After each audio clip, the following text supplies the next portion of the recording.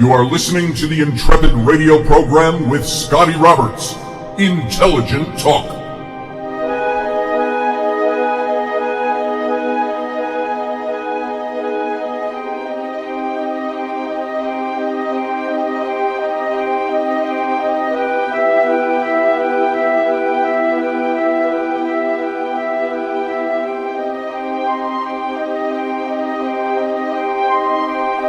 Well, happy Tuesday evening, everyone. This is Scotty Roberts. This is the Intrepid radio program right here on the Odyssey Radio Network, which is at odyssey1.com, ODYSY1.com, and you can watch the simulcast and join the live video chat over at my video stream on YouTube, youtube.com/Mr. Scotty Roberts. Mr. all spelled out.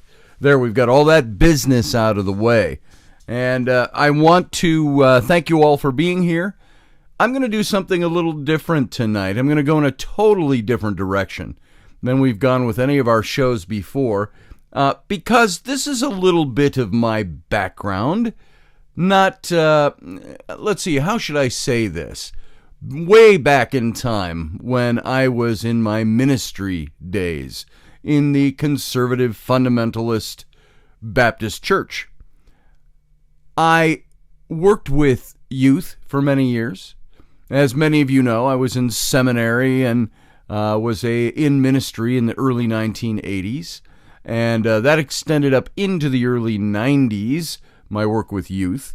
I also had a stint of time in the mid-90s where I worked with men's groups in an evangelical free church where I was, and that involved a lot of working with guys in troubled marriages and guys trying to decide what they wanted to do with their relationships.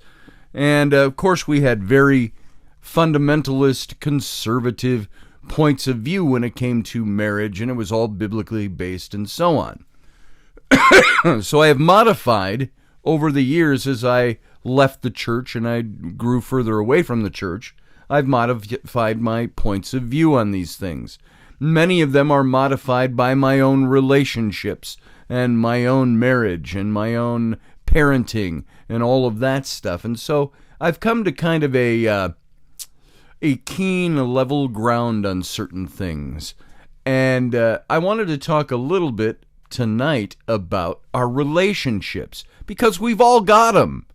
Whether you are somebody who is married and unhappy, married and happy, whether you're married to your best friend or married to somebody you're settling with, whether the drive behind your marriage were friendships based on like values.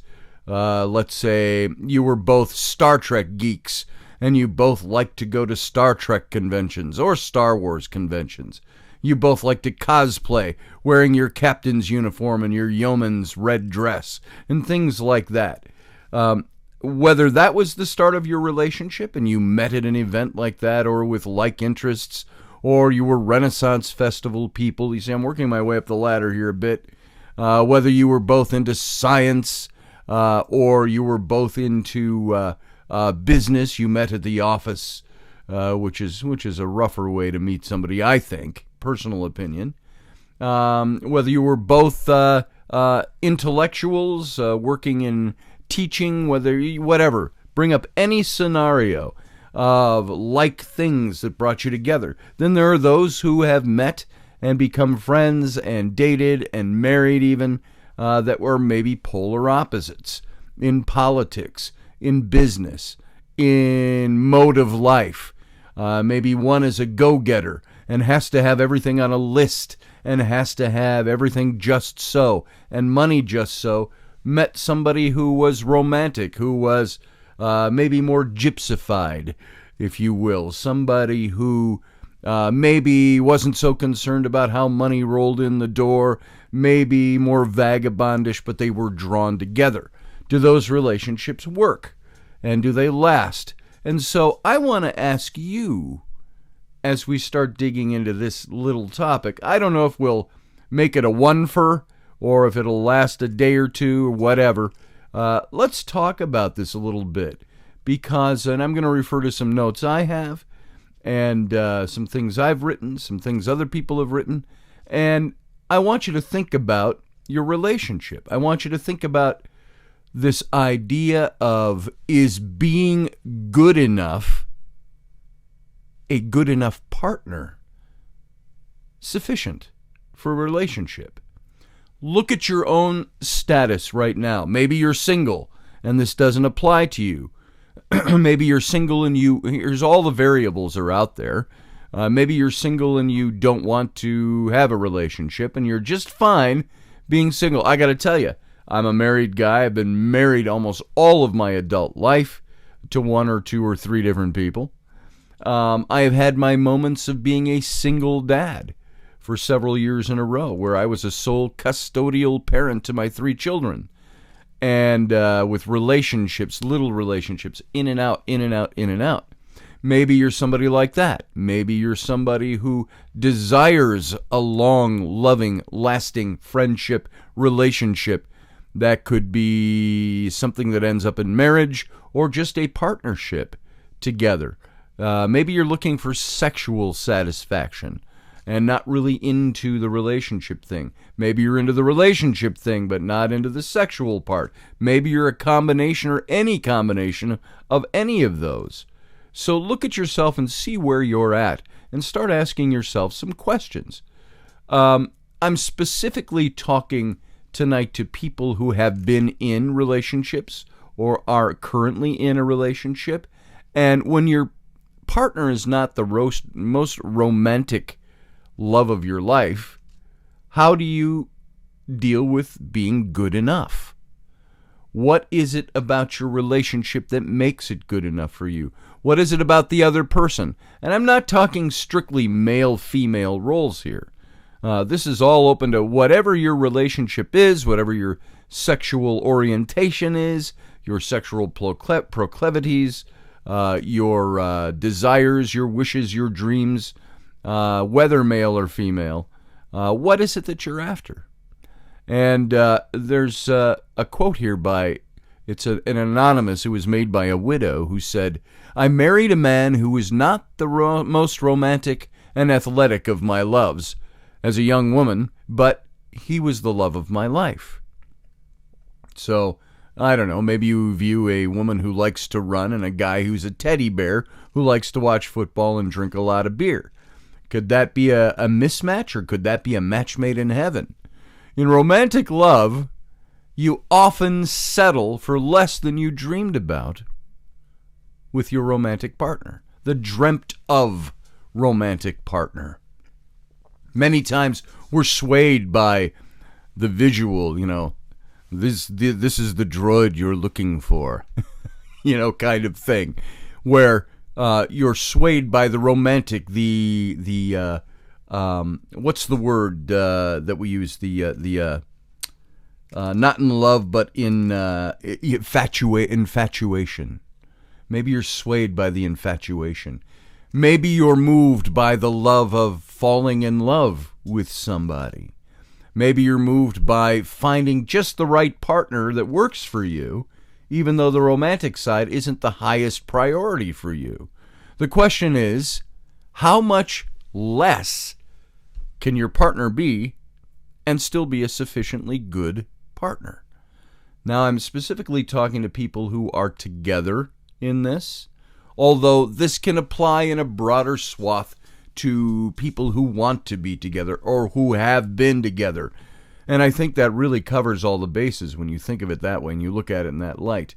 But the negative attitude toward being a good enough partner exists out there. Are you settling, we hear? We hear a lot of people nowadays that say, don't just settle for who you have. Never settle in life. But look for that thing that satisfies you the most, that makes you the most happiest. Don't settle. Some people are settling down. Some people are settling. Some people refuse to settle for anything less than the butterflies, the thing that makes your stomach go, ooh. You know, do we wake up every day and look at our partner and say, wow, I am awestruck? Think about that one for a second. So telling your partner that he or she is good enough, hey, honey, you're good enough for me. What does that evoke in your mind? It may be insulting because enough implies moderation. And it's something that can be tolerated. Enough. We can tolerate enough. So is your partner somebody you tolerate? Is it somebody that you tolerate because you're just used to being this and you don't want to make any waves? You don't want to make the changes. The changes, I've been there before. Changing what's just good enough is an arduous task. It's daunting enough when it's somebody that's not good enough. That's a different topic, but are you settling for somebody that's good enough? Somebody who can be tolerated, but is a far cry from exciting intensity. The media romance type of thing. The romance novel cover painting of your life. That's not always what we get when we settle for what is good enough for us. And similarly, we cannot tell our partners, I love you, darling, even though you're a compromise for me. What would that make you feel if your husband or your wife or your partner told you this? The fact is, however, that we all often feel this way. Having a good enough partner implies some compromises that are contrary to the romantic ideology. There is a romantic ideology that we all adhere to in one form or another. Should we or shouldn't we? Then we aspire for a good enough partner. Is that what we're after? What's enough? When we say, now I'm not necessarily saying we need to say these things to our partners, but when you think about it, when you're talking to your friends and you try to classify your relationship, what do we mean when we say it's good enough? It's good. It's okay. It's all right. It's fine. We're good. You only live once, but if you do it right, once is enough. Mae West said that. And junk sex is like junk food. It's not bad enough to avoid, but it's definitely not good enough to make a steady diet of it. Now, I've been there in my life. Maybe you've been there in your life. So what does this all mean? What's good enough? Enough, the word enough can be considered as much as necessary. Ideal love, however, seems to be about this getting much more than that. In ideal love, enough is not enough. And you can't get enough of your partner, is the idea. That's ideal love. The better he or she is, the more you want of he or she. And nevertheless, some people are not fortunate enough to have an even good enough partner. They might merely have a just enough partner or a barely enough partner. Consequently, many people settle for a romantic partner who's no good for them at all. Or perhaps the opposite, a good partner that's good for them that's no good in the sexual category or the romantic category. And look at that. I hear more people when I am out talking with people, meeting people, a lot of the events I go to and in life, and when you get a chance to sit and talk to somebody where you're just breaking that intimate factor. And by intimate, I don't mean sexual. I mean talking about intimate things. And you might not even know some of these people very well. I know in my case, I haven't always known these people on a very intimate level, but they want to talk about intimate things sometimes. Sitting over a cup of coffee or a lunch or a meeting or whatever it might be. And I hear so many people that describe their relationships as being, it's okay. He's not what I wanted necessarily, but he's a good man. She doesn't wake up with a rose in her teeth every morning, but she's okay. She takes care of the house and the kids and works, and and these are the kinds of things I hear. I'm not speaking in stereotypes for the reason of establishing a stereotype, but repeating the things I hear. And the issue becomes a lot more complex as someone who initially seems barely good enough can turn out to be the absolutely most suitable partner. Is it possible that with age and experience, and perhaps what we talked about last week, a little wisdom, it's sometimes easier to accommodate ourselves to what we have and to be satisfied with that? Is that what life is about? Is it about accommodation?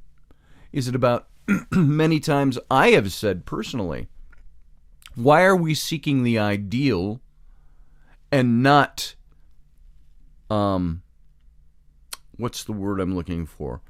We seek the ideal, but we don't look for completion. We don't look for, not settling is not the word. It's the, it'll come to me. I've lost the word I'm looking for. We seek the level water. Water seeks its own level. We seek that in a relationship. I am satisfied with how things are. We don't always look for satisfaction.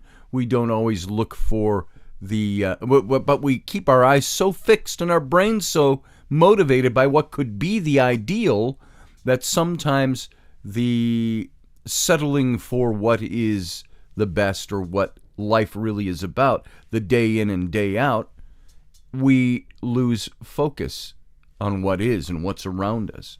We don't seek that. It's a C word, and it's for some, I see it in my brain, and for some reason it's eluding me. We become. It's a good word. It's a word about settling, but not with the negative connotation of settling. It's we seek happiness. We seek fulfillment. We seek. Here, I'm trying to sound it out to get the word, and it's not coming. For some reason, it'll come to me when I'm talking about something else, and I'll tell you what it is. But it's all those thoughts kind of wrapped up in one. Is it possible that with age and experience, wisdom, that it's easier to accommodate ourselves to what we have and to be satisfied with it? To be, and that's the word I'm missing, to be, we seek, okay, moving on. Confucius said that it was only when he reached the age of 70 that he could, quote, I could follow the dictates of my own heart, for what I desired no longer overstepped the boundaries of what was right. So it's seeking that level of what is good and right as opposed to what the ideal might be. This satisfaction, sufficiency, maximization in romance. All of these things are things that we want to have. We want them to be the ideals of our relationships, but it doesn't. It eludes us sometimes. What happens? And ask yourself this question: what happens when perfection isn't good enough? A woman who was once married for 30 years, is a quote from somebody from Psychological Corners. My husband said that he rates the quality of our relationship as 7 out of 10. When I first heard this, I was devastated. Today, 10 years later, I got used to it, and I'm certainly satisfied with our relation. And she was married for 30 years under that. Is that the mode a relationship takes? Most probably. Is that the mode you want it to be? Most probably not. So, Herbert Simon, in a book that he wrote in 1979, combined the words satisfy and suffice and came up with satisfice. Now, this is a term used to express an adequate solution rather than one that maximizes utility. Satisficing solution can be the best choice when we take into account the cost of looking for alternatives.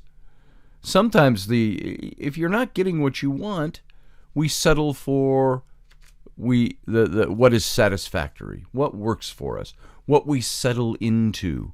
Settling sometimes isn't the big bad wolf of life as we like to make it out to be. Sometimes we settle because we are different people and we settle for what works for us. We seek to have the word I'm missing, a C-O word. We're looking for, oh my God, why can't I think of that word? It's right on the tip and it wants to roll out with almost every statement I'm making, but it doesn't, it's not coming out. We're not seeking perfection, but we seek to contentment. There's the word I'm looking for. Contentment in all those places where I was stumbling. Are you looking for contentment in your relationship? For a way of leveling the waters out. There's a contentment we settle for because we make contentment happen from within. It's not an external. And when we make our contentment wholly reliable on the externals, we're going to be constantly looking for something else to fill that gap, to make us content. When content is something that we do, it's an action, it's an active thing. Just like love is an active thing. I have always said, and I've maintained this for years, love is not an emotion. Now, get me on this. Love involves emotion. But love in a relationship is not based on emotion. It's not an emotional thing. Love in a relationship is an act of will. That means I choose to love this person. I choose to be content here. And when I break the bonds of that, or the boundaries of seeking that contentment, is when I become the person who makes the relationship wrong, who makes the relationship bad. It's not saying that there aren't relationships where the other person is doing that and it causes you problems. You're perfectly content where you are, but the other person isn't. Then that ruins your contentment. But contentment comes from within. Since the human capacity for knowledge is so limited, we would do well to take a realistic approach to seeking optimal solutions, which are not necessarily those that maximize their possible gains. These considerations are relevant to the romantic realm, in which there are further complications concerning our inability to predict the partner's attitude in the long term, as well as our response to that attitude in the long term. This makes finding a good enough partner even more important. So I think there are times where the whole being good enough, seeking what is good enough, is the best thing to look for. Because you're never going to find the perfection. Rare are those occasions. I have very good friends, dear friends of mine in life, as well as people I don't know well who I've spoken with over the years, who some of them will say, I love my husband or wife, plug in whichever works. I love my partner immensely. There is no one else for me. There is no one else I would rather be with. This is the person who fulfills me, and I fulfill that other person. We become two, become one. And talking marriage talk kind of stuff there. When you are in a good relationship, the two complement each other and make the relationship one. You're not, if you're two individuals, I'm going to go out on a branch, and you may disagree with me here. When you are two individuals in a marriage or a partnership, and that's all you remain, there's trouble brewing. You can't have two individuals. You have to have two individuals who also blend as one to make that work, to make things good enough, to reach that satisfaction level, that level of contentment. And right there, I'm going to leave you with that thought to think about over the break. I'll be back in 2 minutes. Stand by.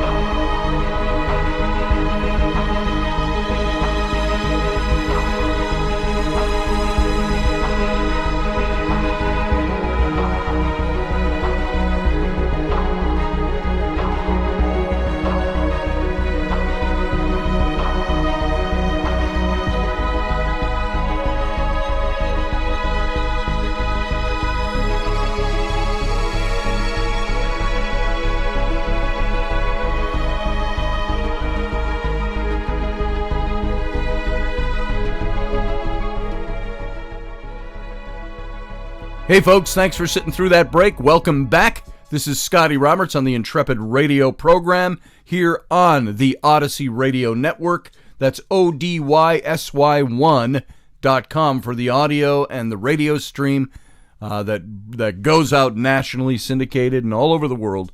Or you can come on over to my YouTube channel to see the simulcast. This might be a good night to join the live chat room. Where discussion is going on and continued discussion will, I am sure, ensue. Now we're talking about relationship, which is getting off the beaten track of things that I've talked about in the past, although still up along that line of thinking. You've got to think, you've got to apply knowledge, you've got to apply wisdom to life. It involves everything we do. Let me tell you something. If you are living in this world and functioning in your job or your goals in life and all of these things, and you're in a shitty relationship, that can really start punching holes in the bottom of your decking. And you'll start having water, and you'll be bailing water the whole time while you're trying to achieve other things. So I think these are important things for us all to think about and to consider. And I left off with talking about if you're two individuals in a relationship, that's great. There you go. You got that old hunky-dory, psycho babble of relationship that, you can't be good for the other person unless you're good for yourself. Your happiness is what makes a relationship work. You can't be happy in a relationship if you are not personally happy. And to some extent, there is some truth to some of that. But I also know people who could be in great relationships if they could get a handle on the other things that they think they need to make them happy, which could be counterproductive to the relationship.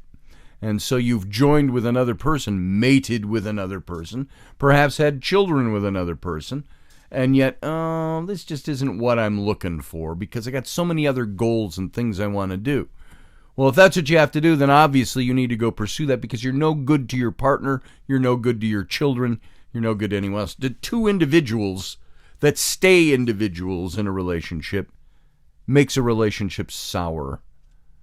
You have to be two who are individuals, seeking individual goals, and also combining all of that into one. You become a unit. You become something where you work together. And maybe that is the finding of the good enough. Maybe sometimes the better than good enough. Maybe sometimes the not good enough. So, relevant to the romantic realm is the rejection of this doctrine of economic egalitarianism. Think about that for a second. That's relevant to the romantic realm is the rejection of the notion, the doctrine of economic egalitarianism, which states that it's desirable for everyone to have the same amount of income and wealth, the same amount of job time, the same amount of job satisfaction, the same amount of pouring money into the coffers. And in this view, termed the doctrine of sufficiency, what is morally important is that everyone should have enough. When following economic egalitarianism, people focus their attention on what others have rather than on what is intrinsically valuable for them. Say you are out looking for a great house. You want to have a house that is big enough and bold enough and designy enough within your budget, with a nice big yard, and you want to have the tools and you want to be in a neighborhood. Now, I'm talking generalities here. I'd like a house in the woods, frankly. But I'd like to be close to a neighborhood because my kids like to have kids to play with. So if you're in a neighborhood, one of those subdivisions where they're filled with nice houses that are all slapped up together, what was the song? Remember the show Weeds? I think it was an HBO show. Little houses made of ticky-tacky, and they all look the same. That's what everybody wants, to a certain extent. Then they get there, and they find out they're always competing. This whole economic egalitarianism is that you gauge your intrinsic value on those living around you. Oh, honey, we got to have a boat, too. honey, we need a riding mower instead of a push mower.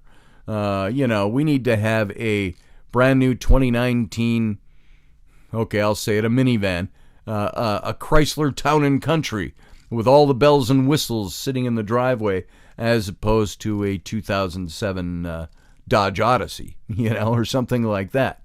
So being content is a matter of one, and there's that word again, contentment.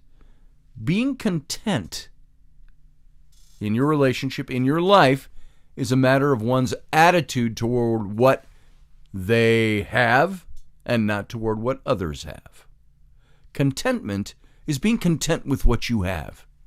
Are you content where you are? Or are you constantly striving to have something that is materially better? I'm talking about on the material realm here. We're always striving to better ourselves. But what is your striving? What is it focused on? Suppose that a man deeply and happily loves a woman who is altogether worthy. Let's cast aside the notion of what we use as a gauge for worthiness. But she's worthy to this person. We don't ordinarily criticize the man in such a case just because we might think he might have done even better. A nicer looking, wiser, wealthier woman might not be good for him if her attitudes don't jibe with his. And it's the same way the other way around. It's the same way with a woman with a man. You might have somebody that is all the goals are met, but they could be nicer looking, they could lose that extra weight. It's like me right now in my relationship. Since all of my surgeries a couple of years ago, my body has gone to shit. And so I'm in that slow process of trying to build my way back out of that and gain a trim, muscular, pumped up sort of body. But does my wife walk around with me in public and go, that is my ideal of a man? No. She probably looks at me and goes, God, I wish he'd lose some weight. But she also knows what my situation is and the struggle it is getting back to where I used to be. And the same with me. What about a guy who looks at his wife who's had 3 or 4 kids? 1 kid or 2 kids. I've known women who were incredibly beautiful, shapely women, and they had a baby and everything went to pot because it changes their metabolism, changes everything about their physiology. And they struggle trying to get back to what they believe their ideal body was. And then the man loses attention on the physical side, and you'll find many times there's guys that have affairs, sexual affairs, because they want that sexual ideal that they're looking for, and they're not finding it in their partner anymore. And we say, what a cad.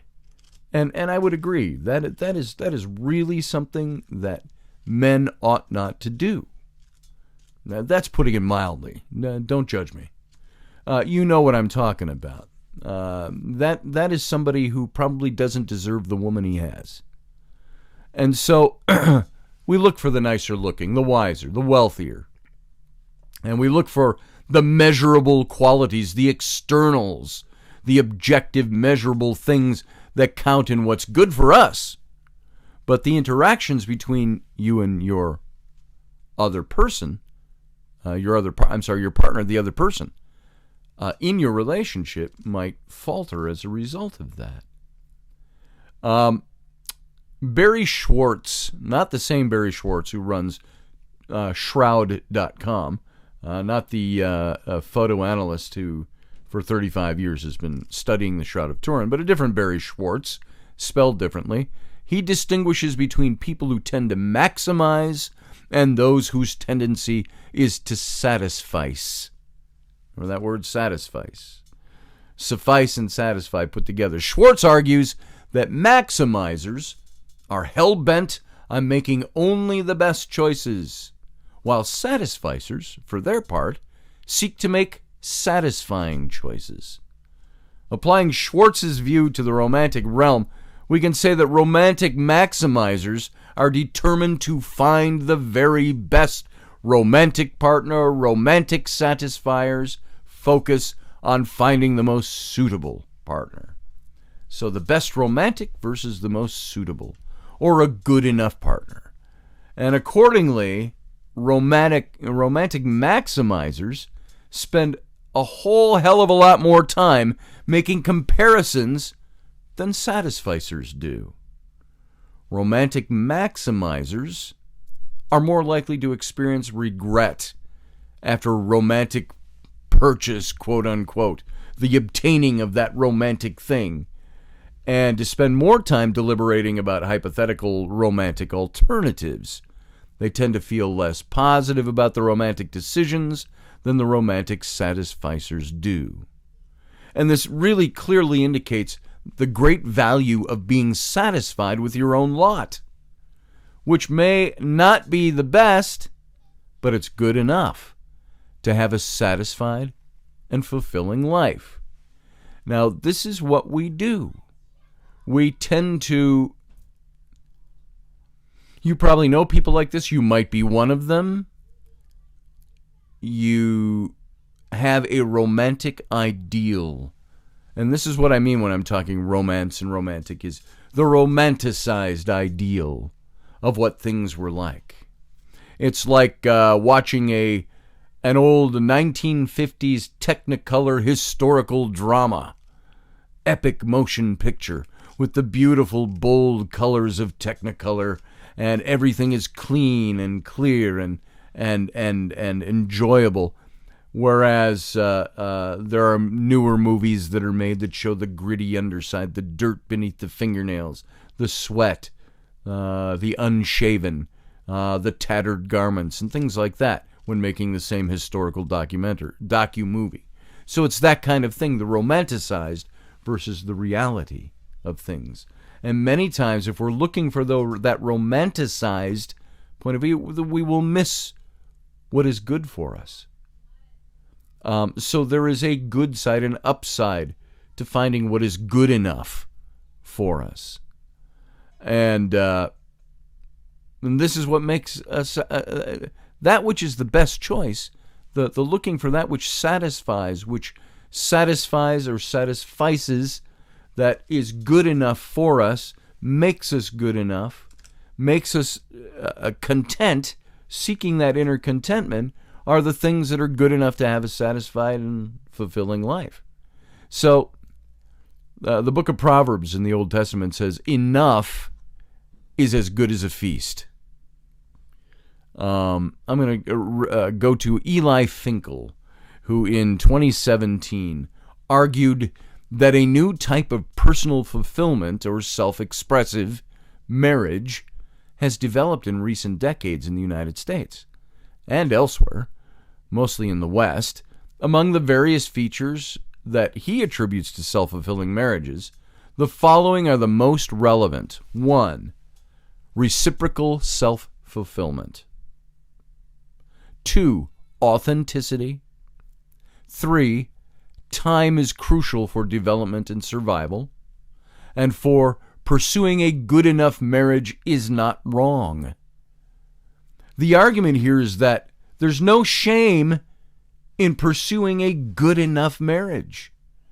We may aim high in our ideal marriage, but we should have the ability to be satisfied with less than the perfect marriage. Do you know anybody who has a perfect marriage? Do you know anybody in a perfect relationship? That might be superficial. That might be what you see. How about you? Do you have the perfect marriage? And maybe the perfect marriage to you, or perfect relationship, we always have to put in that qualifier. Maybe the perfection is something that is attained through being satisfied with what is good enough, and that becomes perfect for you. So constant comparison is absolutely lethal to thriving marriages. We might aim high for that ideal, but we should also develop and nurture that ability to be satisfied with what's less than perfect, because the comparison will kill us.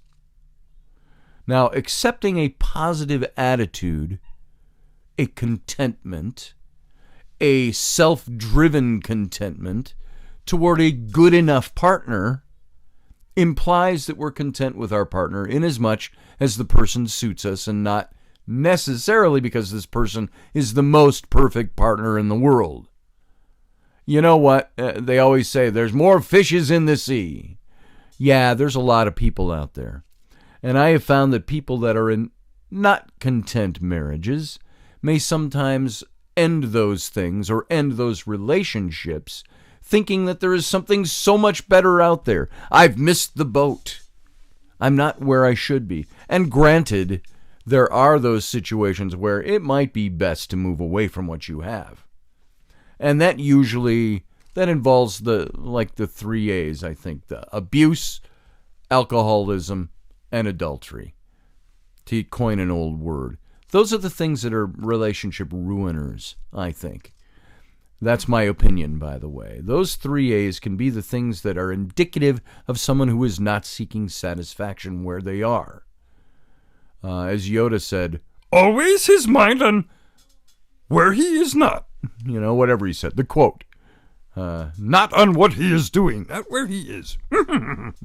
So, that's the problem with living in a marriage or a partnership that is constantly looking to the outside for contentment, for the measure of what should be right and good, rather than looking inside to saying, this is good because it's satisfactory.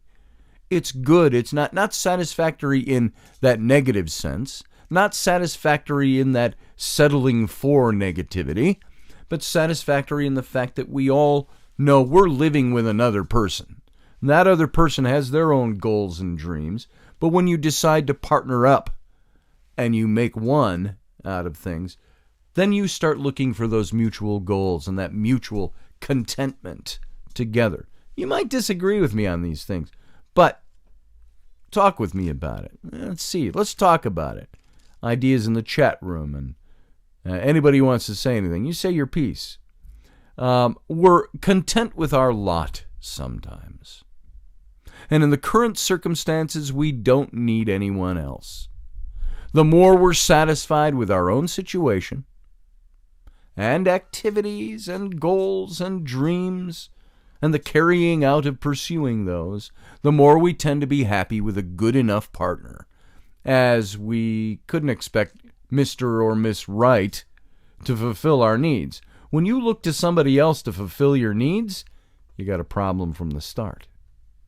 You fulfill needs together, mutually, as individuals in a relationship or a marriage that is combined for that goal. And you reach that fulfillment by yourself or together within that framework. Thus, one survey found that women with PhDs are twice as likely to settle for Mr. Right, good or Mr. Good Enough, as women with high school educations. It doesn't matter how highly educated you are. There are important differences between having what someone else has and having enough. In the former, one makes this superficial comparison to others who might be in a very different situation from you. And thus, what they have is absolutely irrelevant to you. In the latter, it's one's own attitude that's important. And the satisfaction gained comes primarily from within. Although we can't always avoid making comparisons with others, what counts most in romantic love is the flourishing of our own unique connection. Do you have people that sometimes you look to and you say, man, goddamn, I wish I could have the kind of relationship it seems that those people have? And we don't always put seems that those people have. We always say, wow, look at Brian and Patty. Wow, they have a great relationship. I wish our relationship was as good as that. Maybe yours is. So only those who know when enough is enough will ever have enough. That's Lao Tzu in Tao Te Ching, who said that. Good romantic compromises include settling for good enough relationships while continuing to try to improve those good enough relationships. It's like the gaining of wisdom we talked about last week. We might have the knowledge, and we have good enough knowledge. We can make good enough decisions, but we're still always striving to gain better wisdom, better knowledge, better wisdom, which leads to better decision making, which leads to better choices. So we might have it good enough, but we always strive for better. Not strive to change and hop onto another boat, but to take what you have and make it better. When we think of our partner in a marriage or a relationship, while continuing to try to improve it, is when we reach that contentment. When we think of our partner as good enough, we realize what is most valuable for us. This is good enough. My partner is good enough. And that's valuable for me. And because we are individuals. We do still have the things we pursue. But we pursue it within that framework of partnership. This doesn't mean that people shouldn't aim to increase the profundity and intensify their romantic relationship, but that is such improvement that will mainly relate to developing the connection with our current good enough partner. Let me restate that because I fumbled over my words. That such an improvement as that will mainly relate to developing the connection that we have with our current good enough partner. So, as in the story of the pot of gold at the end of the rainbow, that's buried in the secret garden, sometimes the treasure can be found right at home. And it's right under our noses. How many romantic stories do we read? And yes, they're things of fiction.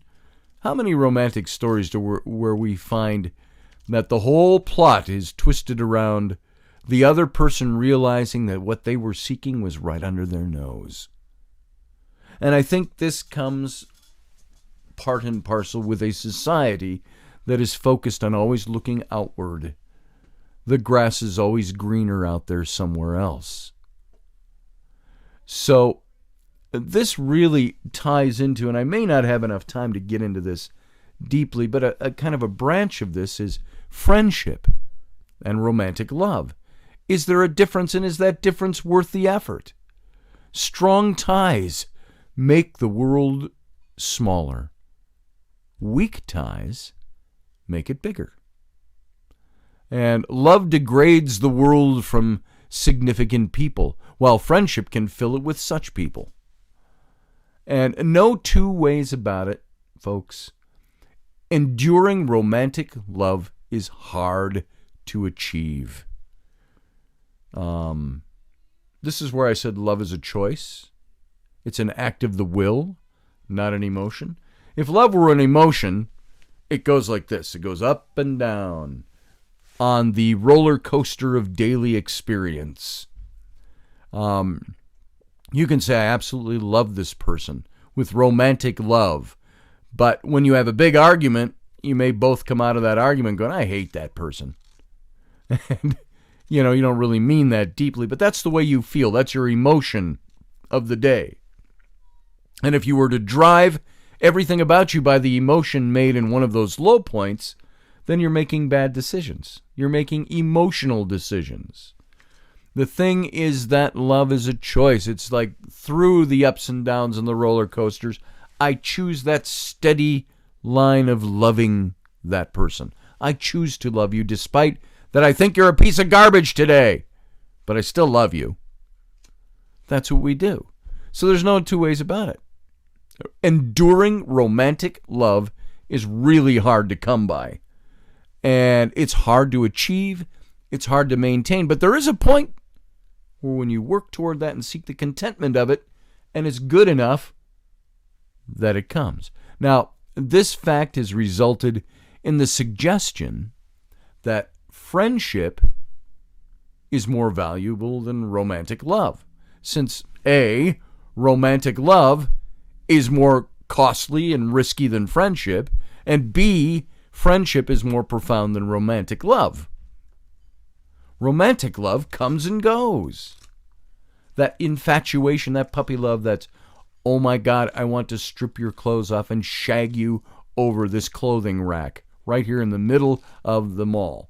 That kind of love comes and goes. That's romantic love. That's transitory. That comes and goes, or goes and comes, however you want to look at it. But friendship with somebody endures. Friendship is like all the stupid memes we see out there. Friendship isn't just coming to bail you out of jail. It's helping you bury the body. So do we really want to waste our time and our energy on uncertain and risky romantic love? And by romantic love, I mean that stuff that's the starry, let's go get a milkshake with 2 straws and drink out of it and gaze into each other's eyes. Not a lot of people do that 30 years later. Sometimes they do it, and sometimes they still have that, but they've settled into the reality of life and the realism of life. And they found contentment together. But romantic love is oily. It's slippery. It's slick. It's uncertainty. And why should we want that when we can more easily aim for profound friendship? Are you friends? Would you consider your mate in life, your partner, husband or wife or partner, however you want to look at it or define it, are they your friend? Should they be your best friend? They're the one you share a bed with. They're the one whose back you scratch. They're the one whose tub you clean out because it's your duty this week to clean the bathroom. You got to scrub their hair and dead flesh off the water marks on the side of the tub. You clean their toilet. You help them do whatever they're doing. These are I'm looking for mundane, stupid, ridiculous things, of course, when I say that. But do you waste your time on romantic love or on developing real love? The things that make a profound friendship. You may not be burying the body, but you may be helping them put on a sock. So that kind of thing. And there is this profound love we should strive for, as I've been mentioning all through this. The one that seeks what is good enough. The one that will clip the other person's toenails without thinking twice about it. or buying them a manicure, whichever works for your kind of love. But it's that stuff that means you are working for contentment together. You're working to be there for each other. Consider these things. We're at the end of our time. We may pick this up in another way tomorrow or another day. So think about it. Look forward to seeing you tomorrow, 23 hours from now. Be right back.